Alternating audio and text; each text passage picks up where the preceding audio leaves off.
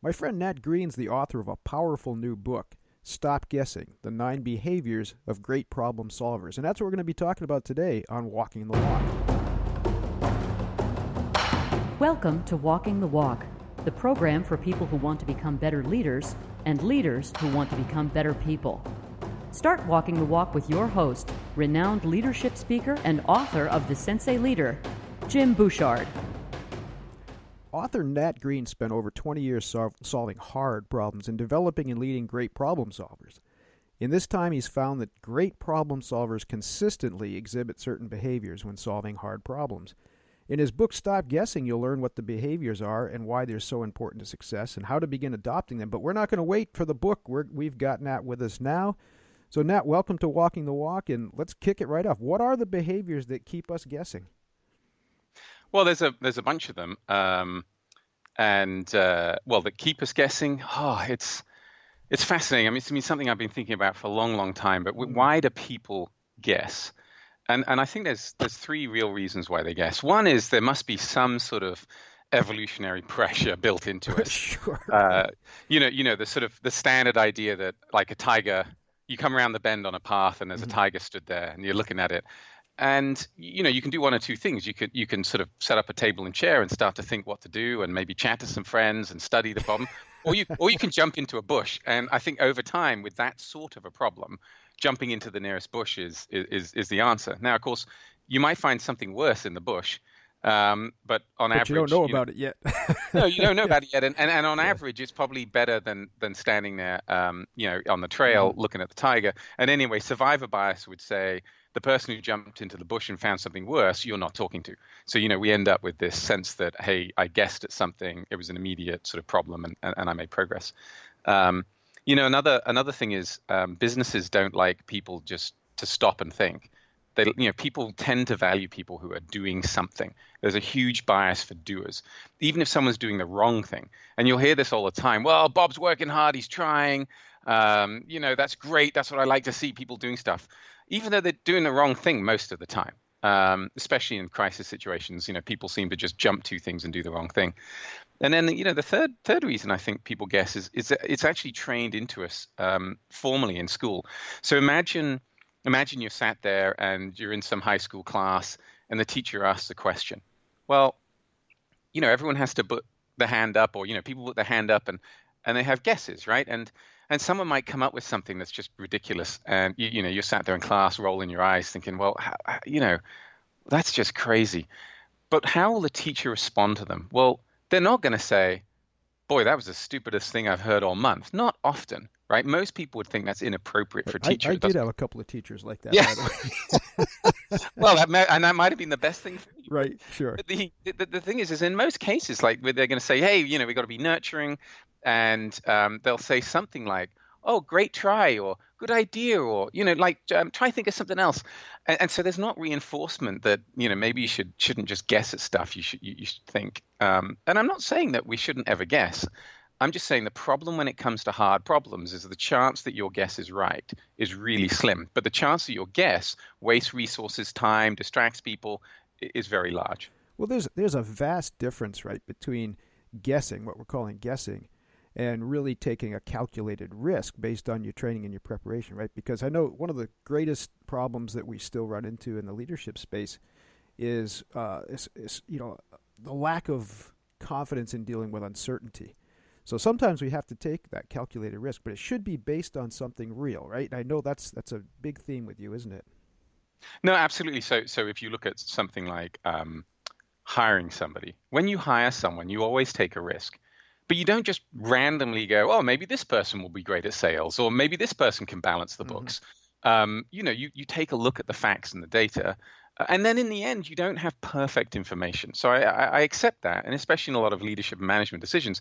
So you have to take a risk, but you analyze it as much as you can, right, or with a reasonable trade-off for time and return, right? So that you make that choice. So yeah, you can't have perfect information. In some problems, you can. You can analytically solve it. A lot of hard process problems with an existing process you can, but with something like a hiring decision, yeah, you're going to have to take a calculated risk. It's scary, though, how ill-prepared people are one of the pet peeves that I have right now, I've seen the figures on the lack of people reading after they leave formal schooling, right? That people don't study, they don't read as much as they used to. So, to me, and correct me if I'm wrong, please argue this point, but I think one of the big problems is just out and out laziness, just complacency, that people just don't want to do the hard work they need to prepare themselves to separate a calculated risk from just guessing. Isn't it just easier to guess sometimes? Yeah, well, it's interesting on the reading thing because as an author, that almost nobody who even buys your book will read it. Which is and yeah, and the editor, my editor for my last book, from the publishing company, he said to me, like, Nat, you just got to get over that, because I want people to read the book. If I write it and they buy it, I want them to read it. He goes, nah, you just got to get over that. You got to design the book so that people can understand the key idea without having to read all of it. Exactly. Yeah, and so. Do people guess because they're lazy? The ironic thing with that is that for harder problems, it creates more work to guess. Mm-hmm. So we'll see. In my professional life, in consulting, we help large industrial businesses solve hard problems, and a typical problem will look something like, hey, Walmart said we need to reduce our costs by another 5%. What on earth can we do? Or we're selling like gangbusters on this product. We can't make enough. It'll take us, 12 months to gear up a qualified co-packer, or 24 months to put in capital. So what are we going to do? And what we'll see is we'll come along and we'll find a group of people, professionals working really hard, but they'll often just be guessing, and they'll have sat down and they'll be like, oh, we've really got to increase production. And so they'll get everybody involved, and everybody will put their ideas in place, and they'll give it fancy names such as brainstorming or ideation or those kinds of things, right? But all it is guessing, and they'll have a list of like 500 things to increase output. When if you analyze the situation, there's maybe 3 key levers, and they're not even in their list. And so what they do there is they start working like mad, spending resources, time, spinning their wheel, trying all these things, which of course creates disruption to their process. And so people often, I think, look to guess because they think it'll be easier, but with a hard and important problem, it almost never is easier or quicker. I'm so glad you keep pointing back to, bring some facts if I'm reading you right, because again, another pet peeve of mine is, anyone can argue with me. That's fine. I enjoy it. But when someone comes to me and says, I think or I feel, I say, no, show me some facts. I'm willing to change my mind, right? But I don't want to change course just because you feel something or you think something. I actually have come to really hate those two words. Well, yeah, and it's not that how people feel is invalid. Sure. It's very valid. It's just how you use it's that not in enough, a decision. Right? No, exactly. It's how you use that in decision-making process. So if someone says, if you're trying to decide what to have for dinner, and you ask your partner or something, you go, what would you like? What do you feel you'd like for dinner? And they say, hey, I feel I'd like to grill something. Well, then that's the fact of what they want for dinner. Yeah. As opposed to if I, without asking, go, oh, I feel my wife would like, to grill for dinner. Well, I'm just guessing. Now, it might be based, in that case, it's a simple sort of problem to solve, what to have for dinner. There's lots of history. I could probably guess 3 or 4 dishes that she'd definitely want one of them for dinner. But it's, there's a difference between someone's opinion where that is the fact and where it isn't. Or I think we should adopt a new marketing approach. It's going to cost us $250,000. Oh yeah, based on what, right? Yeah, absolutely. Yeah, absolutely. Yeah. Let's get it. Is there a difference between the way the manager or an executive in a large organization is operating? Are they guessing as much more or less than a small-time entrepreneur? Because one of the great, I think, advantages and can be a detriment too to the small-time entrepreneur is that we can be very nimble, right? And so sometimes if we guess and we're wrong, we can change course very quickly. We're not trying to steer the Titanic. So is there a difference between the two that you see, or are there any more dangers or less dangers in one or the other? Well, staying true to my latest book, I'd have to tell you, look, I'm going to be guessing because I haven't studied. I haven't done an extensive study on these two things. But appreciate your honesty.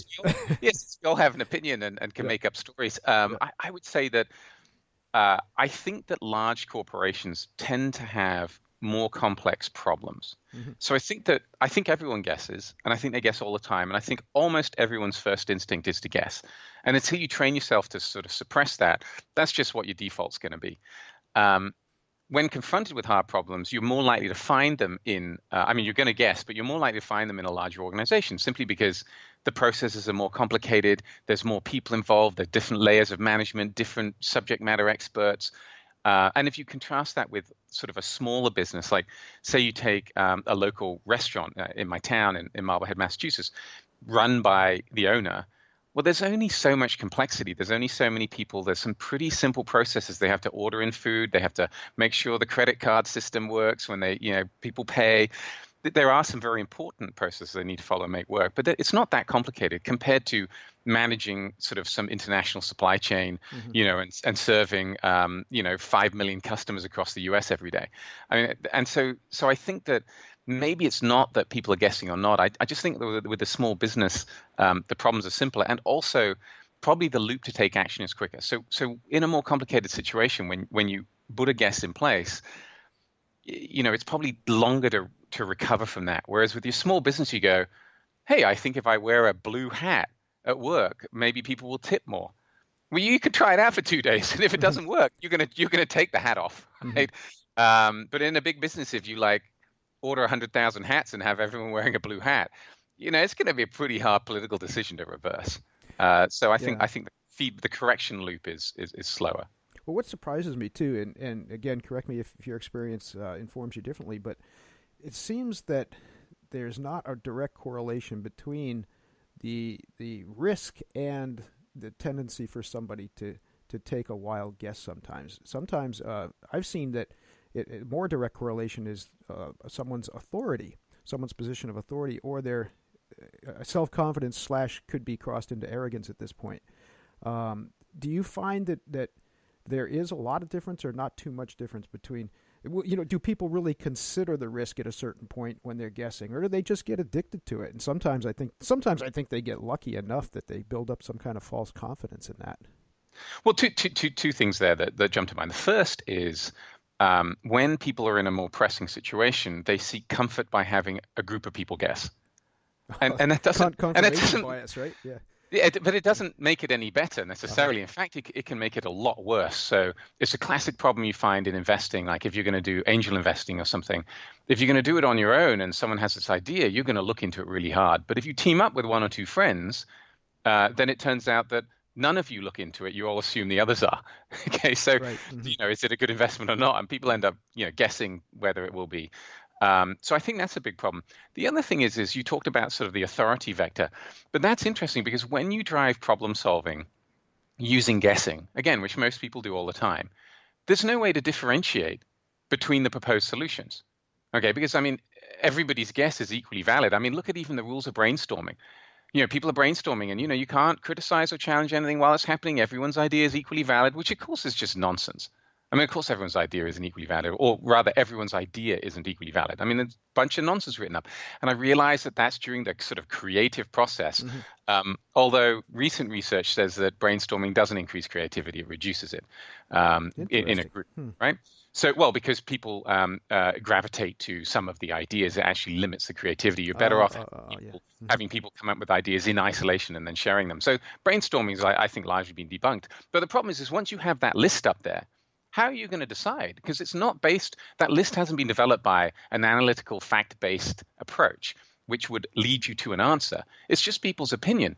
And if everyone's opinion is equal, then you can't decide. And so what ends up happening is the loudest, most aggressive person or the person with formal authority. Charismatic, right? Mm-hmm. Yep, ends up making the decision. And it drowns out the sort of smarter but quieter person. And it means the lesser voices, the less powerful voices are not heard, which is another reason why guessing in these situations is so damaging. It's damaging because it doesn't allow the best and brightest sort of ideas to float up, in an equal way. I hope people appreciate the weight of what you're saying, because I was thinking about you the other day. I'm an avid student of history, and I've been delving more and more into the conditions that led us to World War II. And what you're talking about can literally cost millions of lives. There were people, when I'm reading the rationale behind decisions that were made, why did groups allow Hitler to gain so much power and whatnot? And a lot of people were guessing. I kept coming back to that simple answer. They were guessing. They were hoping, guessing, and supposing that he was going to go into a different direction. And of course, that thinking was flawed. I thought for a long time, I said, well, these were world leaders. These were people that had access to the information. They were brilliant thinkers. Yet they guessed so terribly wrong. And, when I read their personal accounts, you see that's really what they were doing with decisions that were that important. Sometimes they knew otherwise, right? They had data that it would inform them in a different direction, but yet they still guessed, or they just cast the die, so to speak. Yeah, and I think that's an interesting point. I do think there are situations where you just can't know the future. Mm-hmm. And it's very hard to know what's in somebody's head, for instance, unless they tell you. And of course, even when Mr. they tell Hitler you, made it kind of obvious. Well, yeah, exactly. So then there are some. In that case, you see there's some clear facts and data that you can research and go find out. But of course, people don't want to believe stuff. The people don't want to make the hard decisions. And we could go into 15 examples. We don't need to look back to World War II or look at a figure like Hitler. We can just look at the common age, and where we are in the US and some of the decisions that we're pushing off. People just don't want to look at the facts, and that's another problem. And sometimes people aren't even guessing; they're just ignoring stuff and ignoring valid options because sometimes implementing the solution is painful, or it's painful to a vocal or powerful group. And so, I can't speak to sort of the distant past. I think we can. I think it's a good example you paint there, though, where with Mein Kampf and things like that, is that there are facts available, and they were available at the time to look into. The mind of sort of the political leaders at the time, and people often ignore that. Yeah, it's obviously an easy example because it's in hindsight it's so striking, how much was available and what decisions were made. But now we're actually facing it, and this is a question I've been dying to ask you. Well, now there were so many cases recently. Where there were folks that committed acts of violence or acts of terrorism. And there's a lot of weight brought down on law enforcement because they knew these folks. They knew the perpetrators. They had interviewed them, right? And yet at a certain point, they have a data set. They have some suspicions. Of course, we don't want to go around arresting people for what they're thinking or possibly doing. But still, in hindsight, we criticize law enforcement. We say, well, you guessed wrong. This guy went out and the Tsarnaev bomber in Boston is obviously one example where he was on their radar, he was warned, and yet for some reason the decision was made to at least look the other way. Is that really guessing, or are we really trying to hold these folks to a very, very difficult standard? See, I love politics as well, Jim. I think you framed up the problem in a way that makes it seem like people are guessing. Mm-hmm, mm-hmm. The problem that people are trying to solve in the aftermath of this is a political problem. And people, I love the expression, what's the first rule of problem solving? It's establishing blame. Okay. Interesting. So when you have an incident like that, it's terrible and it's tragic, and people are afraid.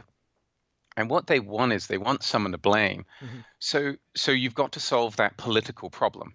So the political problem is you need to shift negative attention to somewhere that's not you, okay? Right, if you're a politician. That's rule number one. It's got to be not you, and therefore anywhere else will do, and you pick what's an easy target. Most people don't understand, and we probably will never be told the data. I mean, maybe the CIA, maybe the FBI, maybe the police have 10,000 people that they're interviewing and checking out, mm-hmm. and they make the right decision on 99.99% of them. There you go. Maybe that's the case. We don't know, right? Mm-hmm. Mm-hmm. But that's not the problem, because I don't think people would say like that our policemen have to be perfect, or that our teachers have to be perfect, or that we have to be perfect ourselves.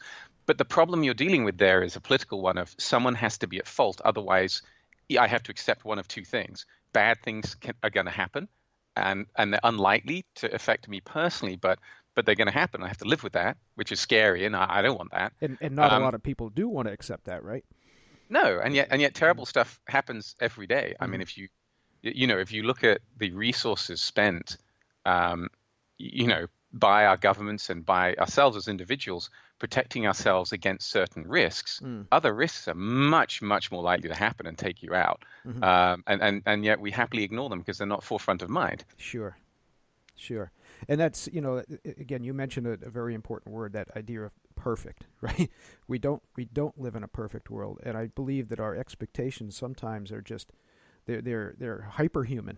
I mean, we expect so much out of the different folks that are dealing with these difficult situations. So, but I don't want to get off onto that. We can save that for another day. Yes. But I really appreciate your insight there. Let's bring it back to earth and help leaders stop this process of guessing. Because like I said, there's a lot of negative habits that we all fall into. To me, and please, I really appreciate your response to this, my martial arts imprint always comes back to discipline. Discipline is nothing more than the adoption and cultivation of meaningful and purposeful habits. And in the absence of those things, we can get in a lot of trouble. A lot of negative habits fill the void. And I believe that's what happens a lot of times. Does guessing fall into that category? If so, or if not, just how can we help people stop all this addiction to guessing?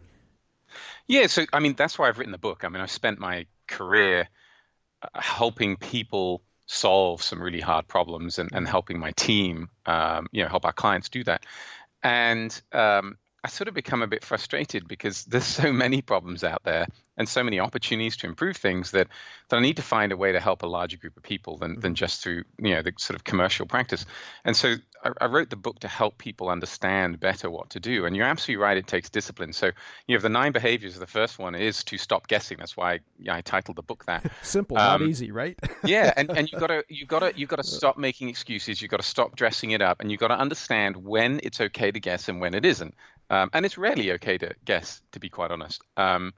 So that's the first thing. You got to drive that discipline. And are people always aware that they're guessing, or is it sometimes they've convinced themselves that they're engaged in more of a process than they really are? No. Guessing has sort of a slightly negative connotation, which is why it's easiest to start by observing others than yourself. Yeah, right. So observe others, and you'll see when they're guessing. And by training your mind to be aware of it, you can then be self-reflective. Oh, very good. And I think you'll learn stuff. And that's an easier path than just starting with yourself, because you're dealing with 2 barriers at once. Whereas educate yourself to recognize guessing and how we camouflage it with polite language, and then turn that lens on yourself. And then there's 8 other behaviors that you can use and that you need to train yourself in to be able to, because then it's, well, what do you do when you stop guessing? You got to fill that void. Sure. Well, you got to start doing a bunch of other things that will allow you to stop guessing, and that takes discipline. Absolutely, and I imagine a lot of that has to do with just training yourself to go out and find the facts and find as much information as you can. Is that a big part of it?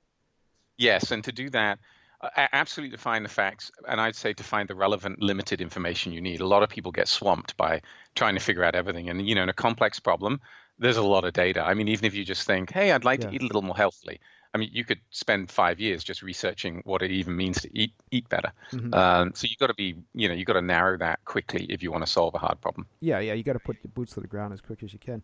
Yes. But also really, I appreciate the direction going in as well, because I believe people, to make a change, people have to get enthusiastic. And I don't mean that in the kind of new agey soft way, right? We sometimes have to make ourselves or find some enthusiasm, right, where there seems to be just nothing but discouragement. And that's a problem that I see kind of lacking in our culture in general. That would take a whole other show we'd have to talk about. But I think the tone of your book and the tone of your teaching helps people find that enthusiasm. Do you think am I way off base, or are you, because I saw your videos. I've met you. In the spirit of full disclosure, I have to say I'm cheating. I've met Nat several times and have come to like him, and I appreciate his communication style. But is the enthusiasm part of it? And I know you're I'm not going to ask you because I know you're helping people get enthusiastic about this. But anyway, you can respond to that mess. Yeah, I think becoming a better problem solver is an iterative step, and along the way are great rewards. And as with anything, for most of us, we become enthusiastic when something helps us, or we see success and a higher likelihood of success, and that builds, right? It's sort of unreasonable to ask people to change without some way that it's going to benefit them. And so what I'd say is get out there and look at a simple problem differently, and see if you can use some of this to help you, and some of the advice in the book. to help you solve that problem. And as you make more progress and you recognize that, or as you're able to use it to help others solve some of their issues, then you're going to build momentum and you're going to study it harder. And that's how we help people become better problem solvers. Is you sort of show them the money. I mean, help them have some success, and then they want more. And thank you for that, because that's where I was hoping you were going. What is the greatest change you see in the people that you've helped through this process on a very personal level? How do they transform when they stop guessing and really start to apply the principles you're teaching? A much more abundant view of the world. So the belief that much, much more is possible and reasonable to have, and that it can be done in an easy way. Like I like helping people become lazy. I see. I mean, seriously, I see people working really hard. The whole but they're working really hard, really hard. People are dedicated. Every business I've worked in, people are working hard. Okay, and they don't need to be. But you mean in that Fred Flintstone sense, right? The feet are moving, but the car's not going anywhere. Yeah, and so I call it picking up crumbs, right? They have a to-do list with 400 things on it that all add up to, like, each one's teeny, and that's what businesses are doing. So yeah. No, I hate to-do lists. So many people, I mean, functionally there's nothing wrong with it, but so many people create them for the wrong reasons and create them on the wrong premise, Let's tick off how many things that are easy to do that aren't necessarily getting me anywhere. But anyway, that's another show too. We've got 3 or 4 shows we have to do together. That'd be great. Listen, before we wrap up, we're almost out of time. Let's make sure people understand how to get in touch with you and how to access your service, and talk a little bit more about that, because you have an awful lot to offer on top of this book as well. Yeah, so with the book, if you go to stopguessingbook.com, you'll find links to learn more about the things that I'm interested in, and specifically this effort to improve how people look at problem solving. And from there also you can find Stroud International, which is the consulting practice I work in. Excellent. Hey, you know what? Thank you so much for being with us today. I'll give the last couple of minutes to you. Parting shots, what would you like to share with us? What are some final thoughts that you think would really make a difference for folks? Yeah, it's more complicated than it might initially, than you might initially think. But it's also a lot simpler. Mm-hmm. You can become much, much better problem solver, and you can get much better results simply by taking the first steps and stop guessing. Okay, it's as simple as that, and recognizing that in those around you, and once you do that, you can then get, pardon me, much, much better at problem solving. Use some more complicated methods, and just have a better life. So. My parting shot is just grab it by the horns and see what you can learn. And it doesn't take long. If you invest 15 minutes in this and you don't see some benefit, then stop. What a perfect way to end it. Nat, thanks so much for being with us today. I hope we talk again soon. Cool. It's great chatting with you, Jim. There you go. Thanks for listening to Walking the Walk. Please share this episode. We encourage you to download and share the program with both experienced and aspiring leaders in your network. We also encourage you to suggest guests for future episodes. Complete information at walkingthewalkpodcast.com. Jim Bouchard is in high demand, presenting keynotes and workshops for conference, corporate, and community audiences all over the world. To book Jim for your next event, meeting, or retreat, visit thatblackbeltguy.com or call Alexandra Armstrong at 207-751-4317.